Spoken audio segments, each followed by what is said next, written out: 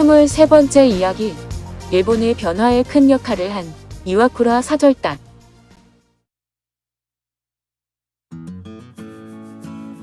(1860에서 70년대에) 일본은 새로운 시대를 맞기 위해 호덴 통과 의례를 치렀는데, 그 과정에서 도쿠가와 바쿠우는 시대의 요구에 부응하지 못한 채 지나간 역사가 되었습니다.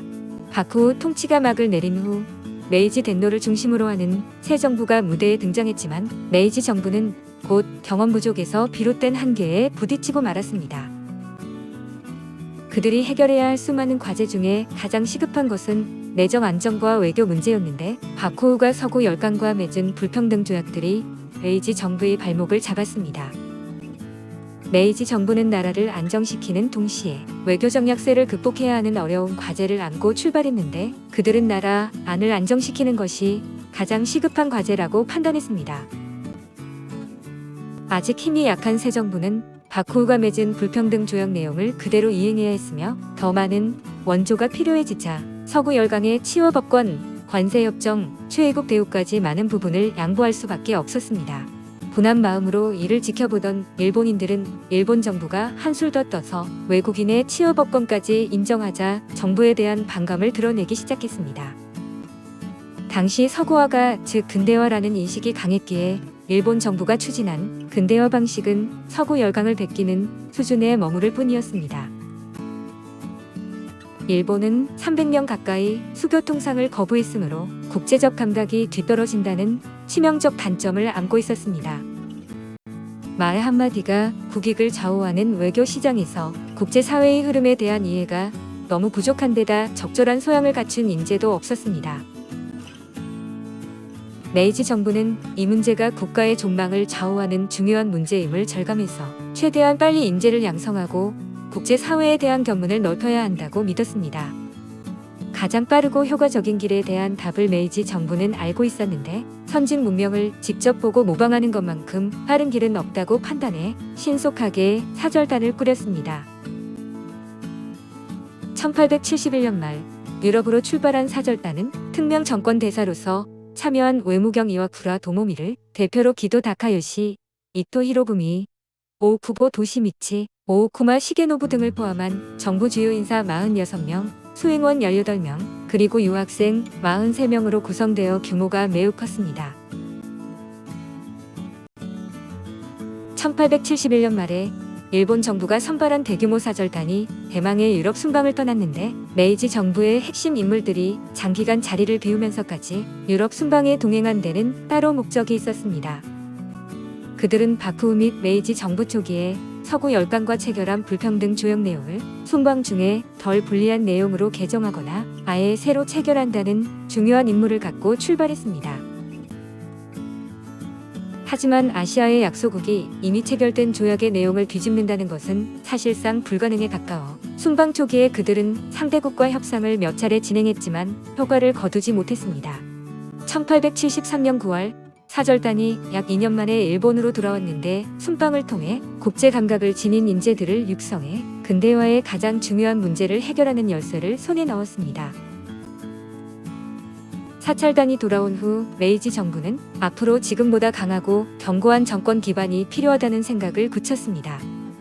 오오쿠보 도시미치와 그의 정치적 파트너인 이와쿠라 도모미는 당시의 이슈로 떠오른 정알론에 불을 붙여 다시 한번 정치적 입지를 굳히는 기회로 이용했습니다. 이후 메이지 유신 3걸 중 한 명인 사이고 다카모리와 그 밖의 주전파 인사들이 대거 실각하여 중앙 정치 무대에서 퇴장했습니다. 그 후 오오쿠보와 그의 영향력에 있는 내무성이 정부를 장악했고, 일본의 미래는 오오쿠보 도시미치가 꿈꾼 자본주의 국가를 향해 내달리기 시작했습니다. 사절단이 해외 순방을 하면서 선진국들에서 배운 것을 토대로 토지 국유화 문제, 국내 산업화 문제 등 그동안 골머리를 앓았던 문제들이 제법 순탄하게 풀렸습니다. 게다가 군사제도에서 일상적인 문화 전반에 이르기까지 일본에 적용할 수 있는 서구의 문화는 세세한 부분까지 최대한 활용했습니다. 해외 순방 중에 한 발 앞서 돌아온 오오쿠는 일본 내의 자본주의 문화를 단계적으로 확산시키고 정착, 실용화해서 마침내 자본주의 경제체제를 확립했습니다. 또한 메이지 정부의 최대 업적으로 평가받는 문명개화 정책도 빛을 발했는데 교육제도를 개편해 기초교육기관을 최대한 보급해 누구나 기본교육을 받을 수 있도록 노력했습니다. 그 결과 짧은 기간 안에 일본 국민의 평균 학력이 크게 신장되어 국가에 필요한 인재들을 더욱 많이 키워낼 수 있었고 근대화를 향한 일본의 행보는 더욱 속도가 붙었습니다. 교육의 중요성을 잘 알고 있던 메이지 정부는 문명개화 정책의 첫 단계인 기초교육 보급에 성공하자 이번에는 일본의 첫 번째 국립대학 건립을 추진했습니다. 도쿄대학의 전신인 도쿄 제국대학은 본격적으로 일본을 이끌어 갈 인재를 양성하고자 정부가 설립한 최초의 고등교육기관이었습니다. 메이지 정부는 일본의 국립대학 1호인 도쿄 제국대학의 외국인 교수를 다수 초빙하고 정부 지원으로 많은 학생을 외국으로 유학 보내는 등 인재 양성을 위해 아낌없이 투자했습니다. 이 밖에도 정부는 군사 발전에 힘을 썼는데 당시는 독립된 국가로 주권을 지키고 대외적으로 국가 위상을 높이려면 강력한 근대적 군대와 무기가 가장 중요한 시대였습니다. 1873년 1월 메이지 정부는 새로운 군사 제도 법령인 징병령을 공포하고 서구적 군사 제도를 모방하여 서구식 군사 훈련을 받는 신식 군대를 양성했습니다. 징병령 이후 군부는 대노의 직속 기관이 되어 군사들 사이에 자긍심과 충성심이 강하게 자리 잡았는데 이것은 훗날 일본의 군국주의 사상이 뻗어나가는데 중요한 기반이 되었습니다. 이와쿠라 사절단은 대규모 인원임에도 오랜 시간에 걸쳐 수많은 나라를 차례로 순방했는데 이는 일본뿐 아니라 세계 다른 나라에서도 전례를 찾아볼 수 없는 파격적인 일이었습니다. 이때 사절단이 해외 순방 중에 배워온 지식은 귀국 후 일본에 적용했을 때 금방 효과가 나타나 근대 일본이 강력한 통일국가로 자리매김하는데 큰 역할을 했습니다.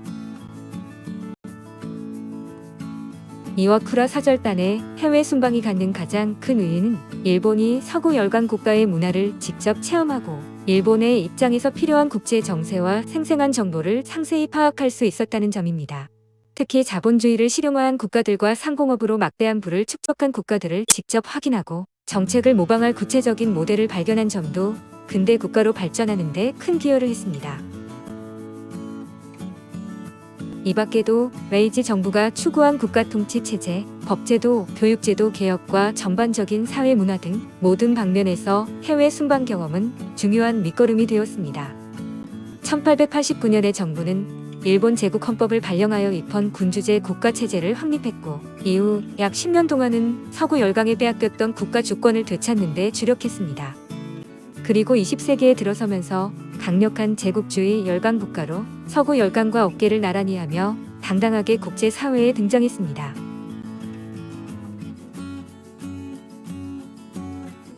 스물네 번째 이야기, 고개를 드는 정알론과 강화도를 흔든 포성으로 이어집니다.